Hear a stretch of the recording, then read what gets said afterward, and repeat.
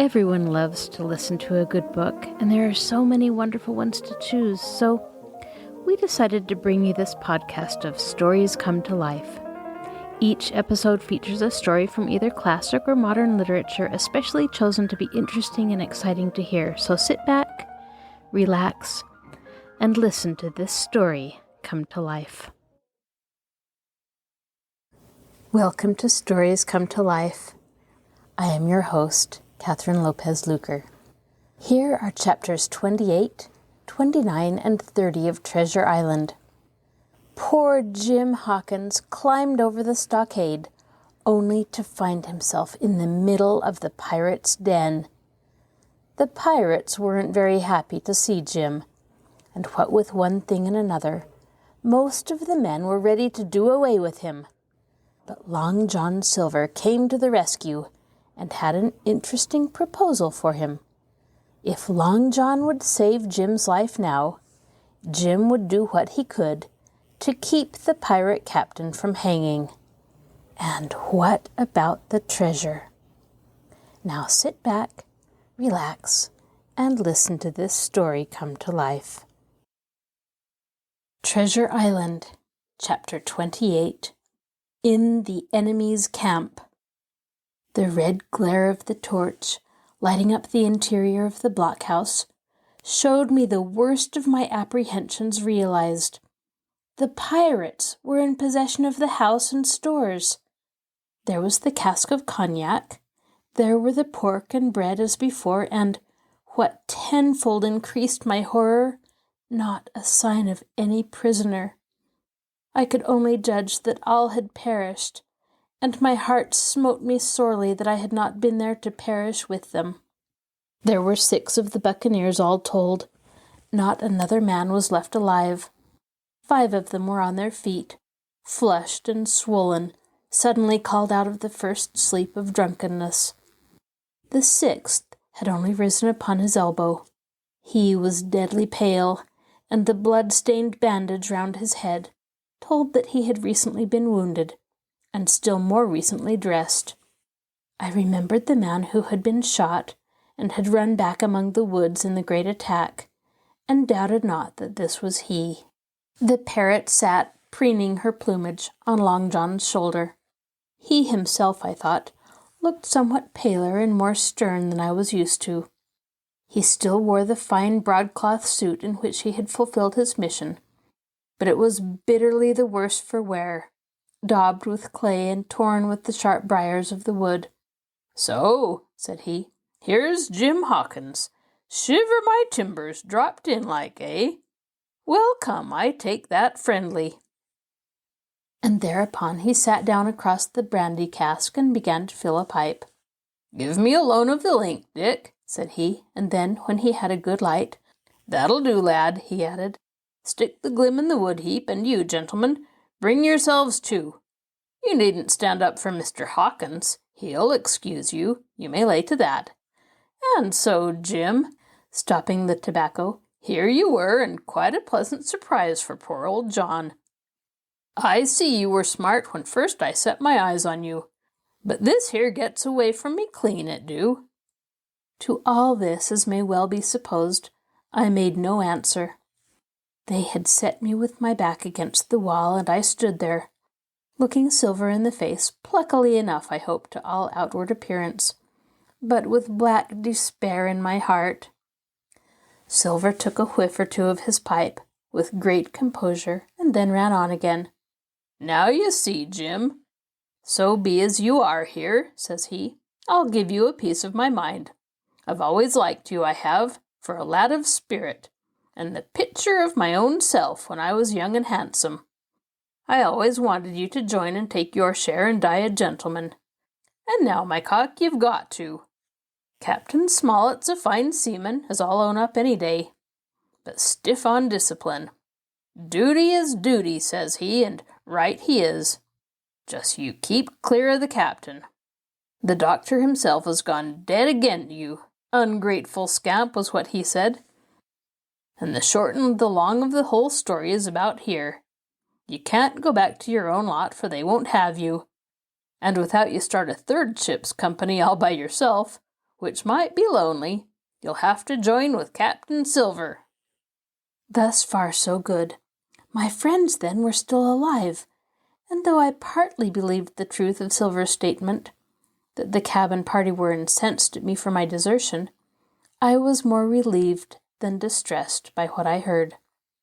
"I don't say nothing as to your being in our hands," continued Silver, "though there you are, and you may lay to it. I'm all for argument, and I never seen good come out of threatening. If you like the service, why, well, you'll join. And if you don't, Jim, why, you're free to answer no. Free and welcome, shipmate. And if fair can be said by mortal seaman, shiver my sides." "Am I to answer, then?" I asked with a very tremulous voice. Through all this sneering talk I was made to feel the threat of death that overhung me, and my cheeks burned and my heart beat painfully in my breast. "Lad," said Silver, "no one's a-pressing of you. Take your bearings. None of us won't hurry you, mate. Time goes so pleasant in your company, you see." "Well," says I, growing a bit bolder, "if I'm to choose, I declare I have a right to know what's what, and why you're here, and where my friends are." "What's what?" repeated one of the buccaneers in a deep growl. "Ah, he'd be a lucky one as knowed that. You'll perhaps batten down your hatches till you're spoke to, my friend," cried Silver truculently to this speaker. And then in his first gracious tones he replied to me. "Yesterday morning, Mr. Hawkins," said he, "in the dog watch, down came Dr. Livesey with a flag of truce. Says he, 'Captain Silver, you're sold out. Ship's gone.' Well, maybe we'd been taking a glass and a song to help it round. I won't say no. Leastwise, none of us had looked out. We looked out, and by thunder, the old ship was gone. I never seen a pack of fools look fishier, and you may lay to that, if I tells you that looked the fishiest. 'Well,' says the doctor, 'let's bargain.' We bargained, him and I, and here we are. Stores, brandy, blockhouse, the firewood you was thoughtful enough to cut, and in a manner of speaking, the whole blessed boat, from Cross Trees to Kielson. As for them, they've tramped. I don't know where's they are." He drew again quietly at his pipe. "And lest you should take it into that head of yours," he went on, "that you was included in the treaty, here's the last word that was said. 'How many are you,' says I, 'to leave?' 4, says he, 4 and one of us wounded. 'As for that boy, I don't know where he is, confound him,' says he, 'nor I don't much care. We're about sick of him.' These was his words." "Is that all?" I asked. "Well, it's all that you're to hear, my son," returned Silver. "And now am I to choose?" "And now you are to choose, and you may lay to that," said Silver. "Well," said I am not such a fool, but I know pretty well what I have to look for. Let the worst come to the worst, it's little I care. I've seen too many die since I fell in with you. But there's a thing or two I have to tell you," I said, and by this time I was quite excited. "And the first is this. Here you are in a bad way. Ship lost, treasure lost, men lost, your whole business gone to wreck. And if you want to know who did it, it was I. I was in the apple barrel the night we sighted land, and I heard you, John, and you, Dick Johnson, and Hans, who is now at the bottom of the sea, and told every word you said before the hour was out.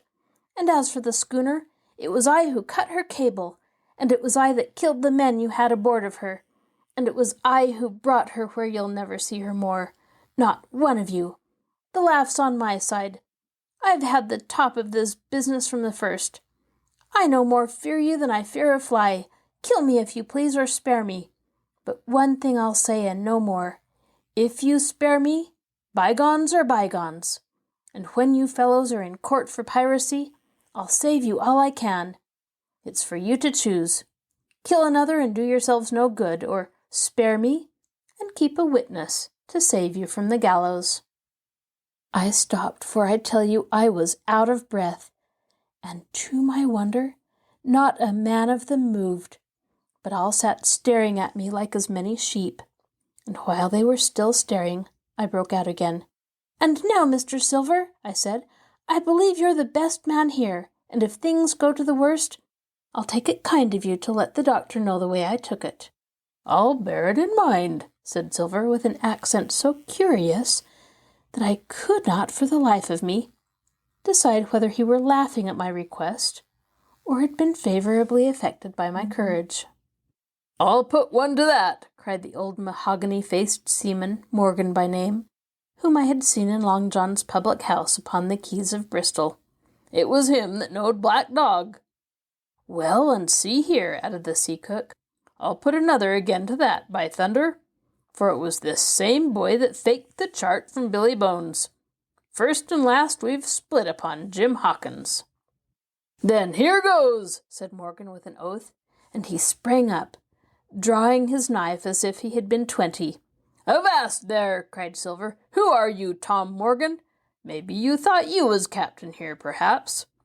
By the powers, but I'll teach you better. Cross me, and you'll go where many a good man's gone before you, first and last these 30 year back. Some to the yardarm, shiver my timbers, and some by the board, and all to feed the fishes. There's never a man looked me between the eyes and seen a good day afterwards, Tom Morgan, you may lay to that." Morgan paused, but a hoarse murmur rose from the others. "Tom's right," said one. "I stood hazing long enough from one," added another. "I'll be hanged if I'll be hazed by you, John Silver." "Did any of you gentlemen want to have it out with me?" roared Silver, bending far forward from his position on the keg, with his pipe still glowing in his right hand. "Put a name on what you're at. You ain't dumb, I reckon. Him that wants shall get it. Have I lived this many years, and a son of a rum-punchin' cock his hat athwart my hawse at the latter end of it? You know the way. You're all gentlemen of fortune by your account. Well, I'm ready. Take a cutlass, him that dares, and I'll see the colour of his inside, crutch and all, before this pipe's empty." Not a man stirred. Not a man answered. "That's your sort, is it?" he added, returning his pipe to his mouth. "Well, you're a gay lot to look at, anyway. Not much worth to fight, you ain't. Perhaps you can understand King George's English. I'm captain here by election. I'm captain here because I'm the best man by a long sea mile. You won't fight as gentlemen of fortune should. Then by thunder you'll obey. And you may lay to it, I like that boy now. I never seen a better boy than that. He's more a man than any pair of rats of you in this here house, and what I say is this. Let me see him that'll lay a hand on him. That's what I say, and you may lay to it." There was a long pause after this. I stood straight up against the wall, my heart still going like a sledgehammer, but with a ray of hope now shining in my bosom. Silver leant back against the wall, his arms crossed, his pipe in the corner of his mouth, as calm as though he had been in a church. Yet his eye kept wandering furtively, and he kept the tail of it on his unruly followers. They, on their part, drew gradually together toward the far end of the blockhouse, and the low hiss of their whispering sounded in my ear continuously, like a stream. One after another they would look up, and the red light of the torch would fall for a second on their nervous faces. But it was not towards me. It was towards Silver that they turned their eyes. "You seem to have a lot to say," remarked Silver, spitting far into the air. "Pipe up, and let me hear it, or lay to." "Ax your pardon, sir," returned one of the men. "You're pretty free with some of the rules. Maybe you'll kindly keep an eye upon the rest. This crew's dissatisfied. This crew don't value bullying a marlinspike. This crew has its rights like other crews. I'll make so free as that, and by your own rules. I take it we can talk together. I ax your pardon, sir, acknowledging for you to be captain at this present. But I claim my right, and steps outside for a council." And with an elaborate sea salute, this fellow, a long, ill-looking, yellow-eyed man of 35, stepped coolly towards the door and disappeared out of the house. One after another the rest followed his example, each making a salute as he passed, each adding some apology. "According to rules," said one. "Forecastle council," said Morgan. And so, with one remark or another, all marched out, and left Silver and me alone with the torch. The sea cook instantly removed his pipe. "Now, look you here, Jim Hawkins," he said in a steady whisper that was no more than audible. "You're within half a plank of death, and what's a long sight worse, of torture. They're going to throw me off. But, you mark, I stand by you through thick and thin. I didn't mean to. No, not till you spoke up. I was about desperate to lose that much blunt and be hanged into the bargain. But I see you was the right sort, I says to myself. You stand by Hawkins, John, and Hawkins'll stand by you. You're his last card, and by the living thunder, John, he's yours. Back to back, says I. You save your witness, and he'll save your neck." I began dimly to understand. "You mean all's lost?" I asked. "Aye, by gum I do," he answered. "Ship gone, neck gone, that's the size of it. Once I looked into that bay, Jim Hawkins, and seen no schooner, well, I'm tough, but I gave out. As for that lot in their council, mark me, they're outright fools and cowards. I'll save your life, if so be I can, from them. But see here, Jim, tit for tat, you save Long John from swinging." I was bewildered. It seemed a thing so hopeless he was asking. He, the old buccaneer, the ringleader throughout. "What I can do, that I'll do," I said. "It's a bargain," cried Long John. "You speak up plucky, and by thunder, I've a chance." He hobbled to the torch, where it stood propped among the firewood, and took a fresh light to his pipe. "Understand me, Jim," he said, returning. "I've a head on my shoulders, I have. I'm on Squire's side now. I know you've got that ship safe somewheres. How you done it, I don't know, but safe it is. I guess Hans and O'Brien turned soft. I never much believed in neither of them. Now you mark me. I ask no questions, nor I won't let others. I know when a game's up, I do, and I know a lad that's staunch. Ah, you that's young, you and me might have done a power o' good together." He drew some cognac from the cask into a tin cannikin. "Will you taste, messmate?" he asked. And when I had refused, "Well, I'll take a drain myself, Jim," said he. "I need a caulker, for there's trouble on hand. And talkin' of trouble, why did that doctor give me the chart, Jim?" My face expressed a wonder so unaffected that he saw the needlessness of further questions. "Ah, well, he did, though," said he. "And there's something under that, no doubt. Something surely under that, Jim, bad or good." And he took another swallow of the brandy, shaking his great fair head like a man who looks forward to the worst. Chapter 29. The Black Spot Again. The council of the buccaneers had lasted some time when one of them re-entered the house, and with a repetition of the same salute, which had in my eyes an ironical air, begged for a moment's loan of the torch. Silver briefly agreed, and this emissary retired again, leaving us together in the dark. "There's a breeze coming, Jim," said Silver, who had by this time adopted quite a friendly and familiar tone. I turned to the loophole nearest me and looked out. The embers of the great fire had so far burned themselves out, and now glowed so low and duskily that I understood why these conspirators desired a torch. About halfway down the slope to the stockade, they were collected in a group. One held the light, another was on his knees in their midst, and I saw the blade of an open knife shine in his hand with varying colors in the moon and torchlight. The rest were all somewhat stooping, as though watching the maneuvers of this last. I could just make out that he had a book as well as a knife in his hand, and was still wondering how anything so incongruous had come into their possession, when the kneeling figure rose once more to his feet, and the whole party began to move together towards the house. "Here they come," said I, and I returned to my former position, for it seemed beneath my dignity that they should find me watching them. "Well, let 'em come, lad, let 'em come," said Silver cheerily. "I've still a shot in my locker." The door opened, and the 5 men, standing huddled together just inside, pushed one of their number forward. In any other circumstances, it would have been comical to see his slow advance, hesitating as he set down each foot, but holding his closed right hand in front of him. "Step up, lads," cried Silver. "I won't eat you. Hand it over, lubber. I know the rules, I do. I won't hurt a deputation."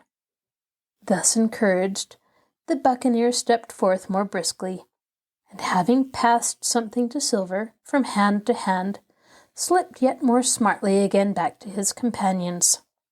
The cook looked at what he had been given. "The black spot. I thought so," he observed.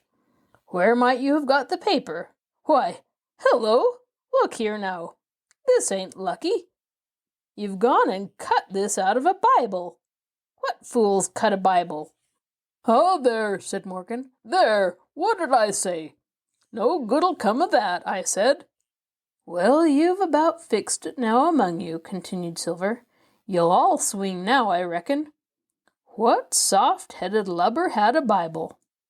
"It was Dick," said one. "Dick, was it? Then Dick can get to prayers," said Silver. "He's seen his slice of luck, has Dick, you may lay to that." But here the long man with the yellow eyes struck in. "Belay that talk, John Silver," he said. "This crew has tipped you the black spot in full council, as in duty bound. Just you turn it over as in duty bound, and you'll see what's wrote there. Then you can talk." "Thank you, George," replied the sea cook. "You always was brisk for business and has the rules by heart, George, as I'm pleased to see. Well, what is it anyway? Ah, deposed, that's it, is it? Very pretty wrote, to be sure, like print, I swear.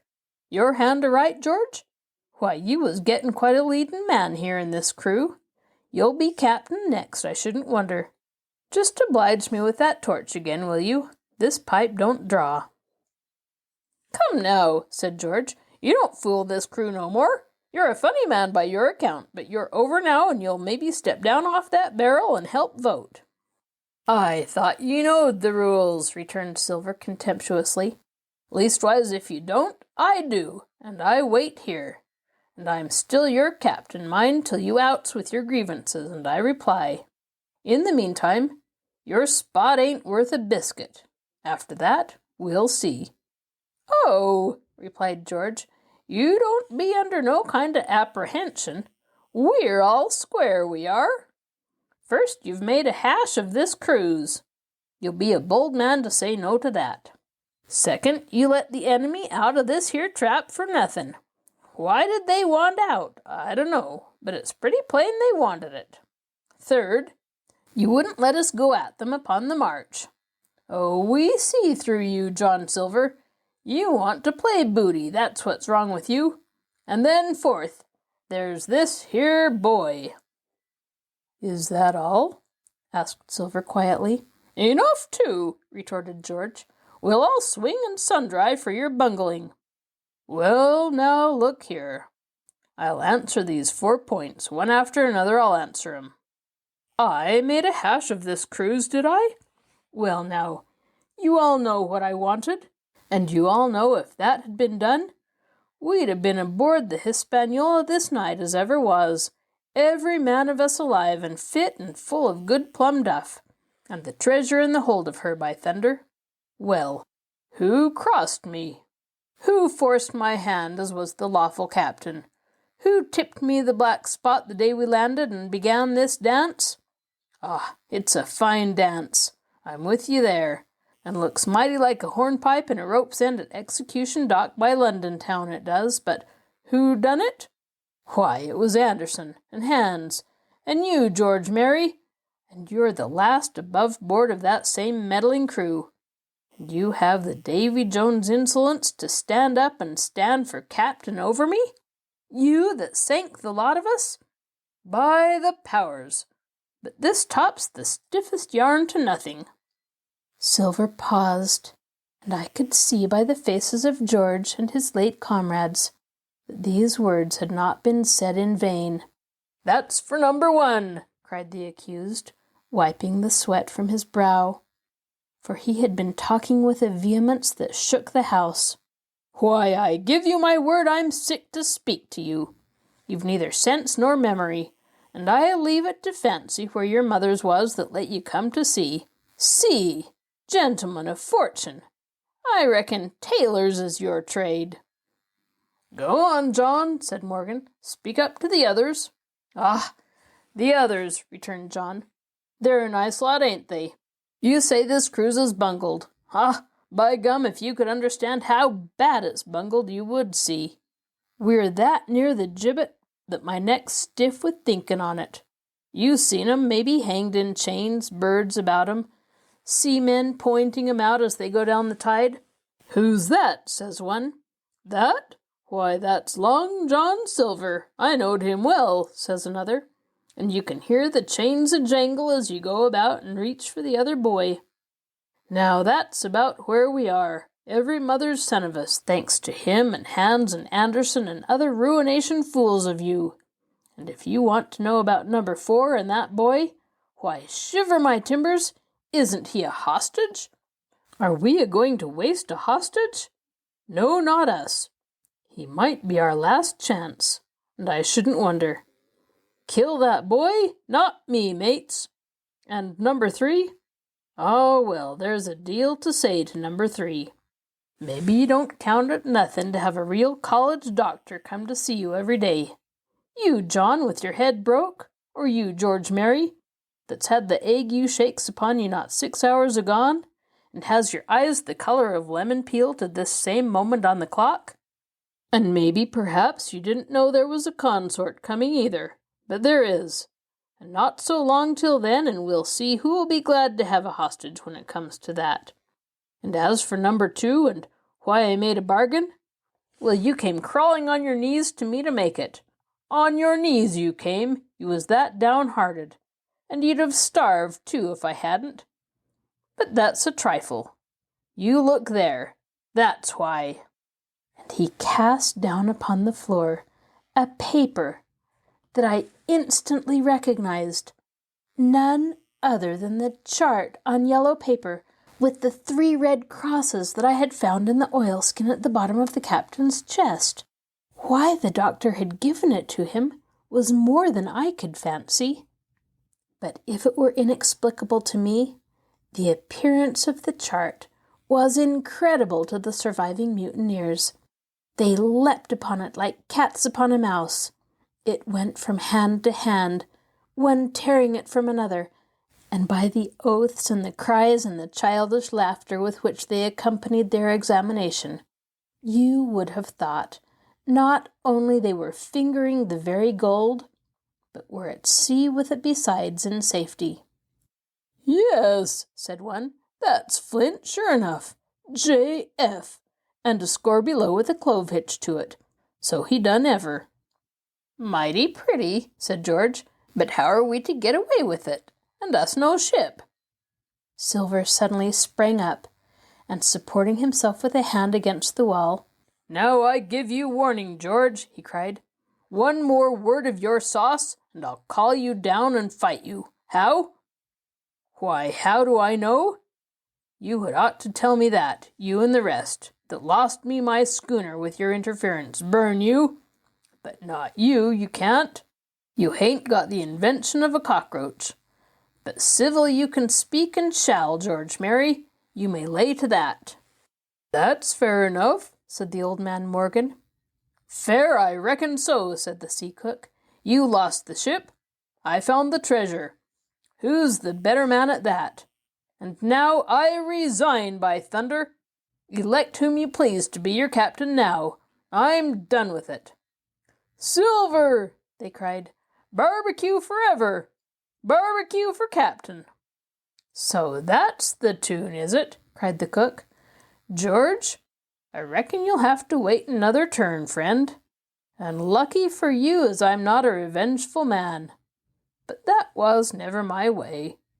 And now, shipmates, this black spot, 'tain't much good now, is it?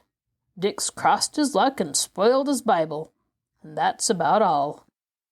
"It'll do to kiss the book on still, won't it?" growled Dick, who was evidently uneasy at the curse he had brought upon himself. "A Bible with a bit cut out?" returned Silver derisively. "Not it. It don't bind no more than a ballad book." "Don't it, though?" cried Dick, with a sort of joy. "Well, I reckon that's worth having, too. Here, Jim, here's a curiosity for you," said Silver, and he tossed me the paper. It was around about the size of a crown piece. One side was blank, for it had been the last leaf. The other contained a verse or two of Revelation, these words among the rest, which struck sharply home upon my mind: "Without are dogs and murderers."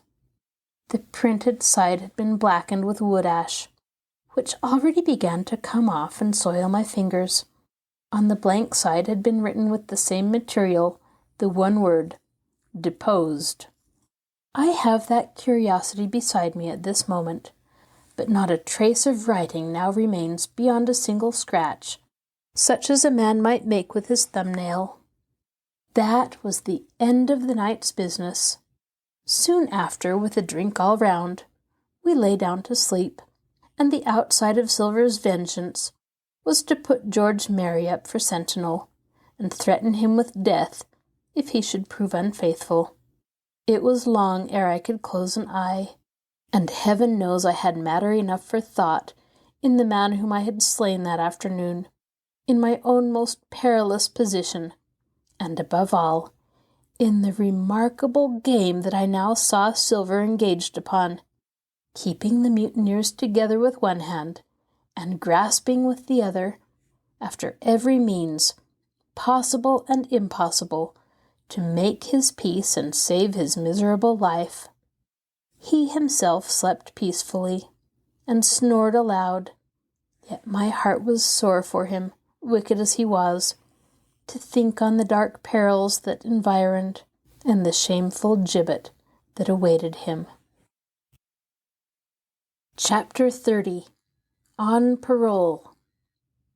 I was wakened, indeed we were all wakened, for I could see even the sentinel shake himself together from where he had fallen against the doorpost, by a clear, hearty voice hailing us from the margin of the wood. "Blockhouse, ahoy!" it cried. "Here's the doctor!" And the doctor it was. Although I was glad to hear the sound, yet my gladness was not without admixture. I remembered with confusion my insubordinate and stealthy conduct, and when I saw where it had brought me, among what companions, and surrounded by what dangers, I felt ashamed to look him in the face. He must have risen in the dark, for the day had hardly come, and when I ran to a loophole and looked out, I saw him standing, like Silver once before, up to the mid-leg in creeping vapour. "You, doctor? Top of the morning to you, sir," cried Silver, broad awake, and beaming with good nature in a moment. "Bright and early, to be sure, and it's the early bird, as the saying goes, that gets the rations. George, shake up your timbers, son, and help Dr. Livesey over the ship's side. All a-doing well your patients was, all well and merry." So he pattered on, standing on the hilltop, with his crutch under his elbow, and one hand upon the side of the log-house, quite the old John in voice, manner, and expression. "We've quite a surprise for you, too, sir," he continued. "We've a little stranger here, heh. A new boarder and lodger, sir, and looking fit and taut as a fiddle. Slept like a supercargo, did he, right alongside of John. Stem to stem we was all night." Dr. Livesey was by this time across the stockade, and pretty near the cook, and I could hear the alteration in his voice as he said, "Not Jim?" "The very same Jim as ever was," said Silver. The doctor stopped outright, although he did not speak, and it was some seconds before he seemed able to move on. "Well, well," he said at last. "Duty first and pleasure afterwards, as you might have said yourself, Silver. Let us overhaul these patients of yours." A moment afterwards he had entered the blockhouse, and with one grim nod to me, proceeded with his work among the sick. He seemed under no apprehension, though. He must have known that his life, among these treacherous demons, depended on a hair, and he rattled on to his patients as if he were paying an ordinary professional visit in a quiet English family. His manner, I suppose, reacted on the men, for they behaved to him as if nothing had occurred, as if he were still ship's doctor, and they still faithful hands before the mast. "You're doing well, my friend," he said to the fellow with the bandaged head, "and if ever any person had a close shave it was you. Your head must be hard as iron. Well, George, how goes it? You're a pretty color, certainly. Why, your liver, man, is upside down. Did you take that medicine? Did he take that medicine, men?" "Aye, aye, sir, he took it, sure enough," returned Morgan. "Because, you see, since I am mutineer's doctor, or prison doctor, as I prefer to call it," says Dr. Livesey in his pleasantest way, "I make it a point of honor not to lose a man for King George, God bless him, and the gallows." The rogues looked at each other, but swallowed the home thrust in silence. "Dick don't feel well, sir," said one. "Don't he?" replied the doctor. "Well, step up here, Dick, and let me see your tongue." "No, I should be surprised if he did. The man's tongue is fit to frighten the French. Another fever." "Ah, there," said Morgan. "That comed of spoiling Bibles."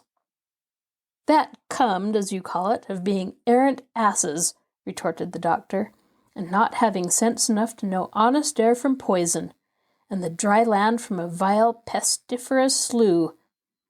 I think it most probable, though, of course, it's only an opinion, that you'll all have the deuce to pay before you get that malaria out of your systems. Camp in a bog, would you, Silver? I'm surprised at you. You're less of a fool than many, take you all round, but you don't appear to me to have the rudiments of a notion of the rules of health.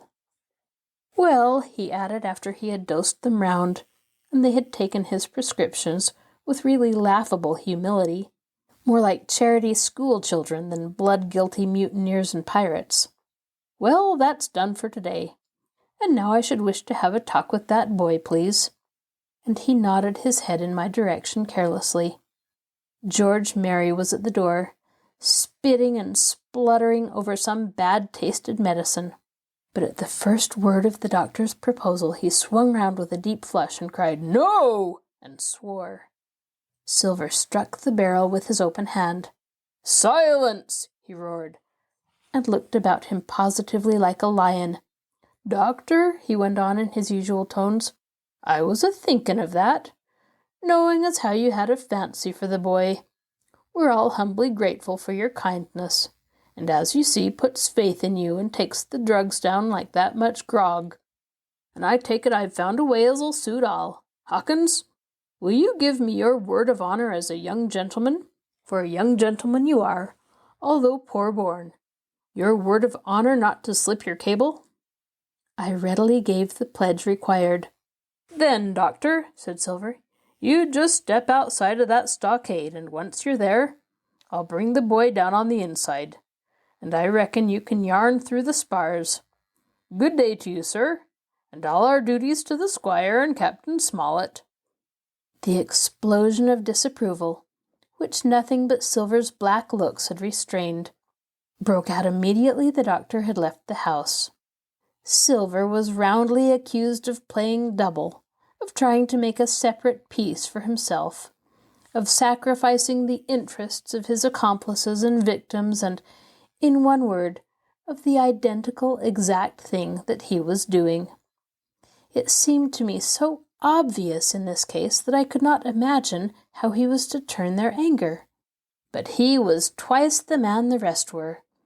and his last night's victory had given him a huge preponderance on their minds.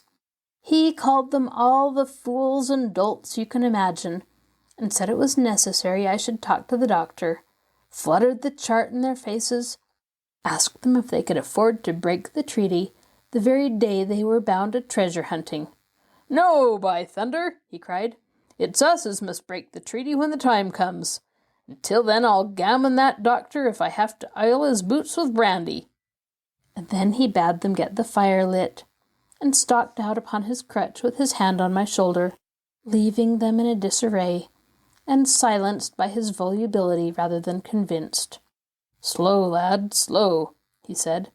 "They might round upon us in a twinkle of an eye if we was seen to hurry."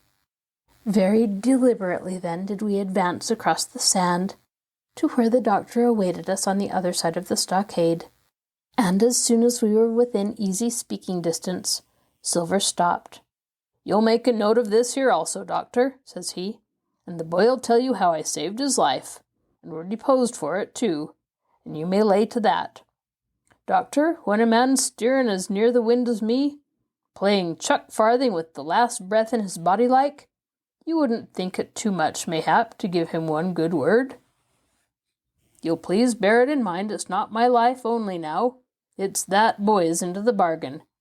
And you'll speak me fair, doctor, and give me a bit of hope to go on for the sake of mercy." Silver was a changed man. Once he was out there and had his back to his friends in the blockhouse, his cheeks seemed to have fallen in. His voice trembled. Never was a soul more dead in earnest. "Why, John, you're not afraid?" asked Dr. Livesey. "Doctor, I'm no coward, no, not I. Not so much," and he snapped his fingers. "If I was, I wouldn't say it, but I'll own up fairly. I've the shakes upon me for the gallows. You're a good man and a true. I never seen a better man, and you'll not forget what I done good, not any more than you'll forget the bad, I know. And I step aside, see here, and leave you and Jim alone. And you'll put that down for me too, for it's a long stretch, is that?"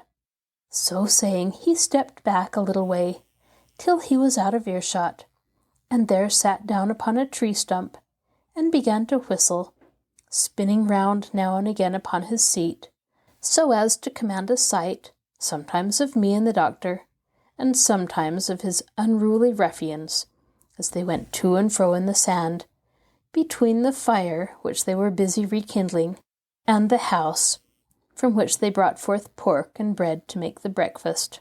"So, Jim," says the doctor sadly, "here you are. As you have brewed, so shall you drink, my boy. Heaven knows I cannot find it in my heart to blame you, but this much I will say, be it kind or unkind. When Captain Smollett was well, you dared not have gone off, and when he was ill and couldn't help it, by George, it was downright cowardly."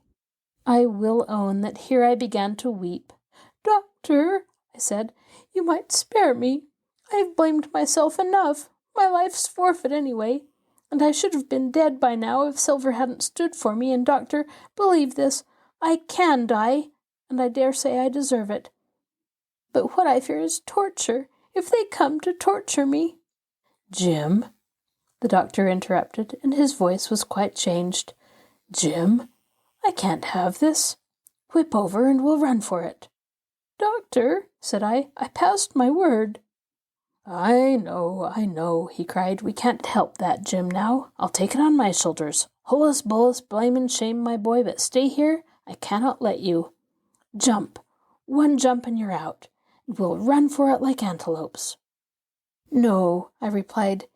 "You know right well you wouldn't do the thing yourself. Neither you nor squire nor captain, and no more will I.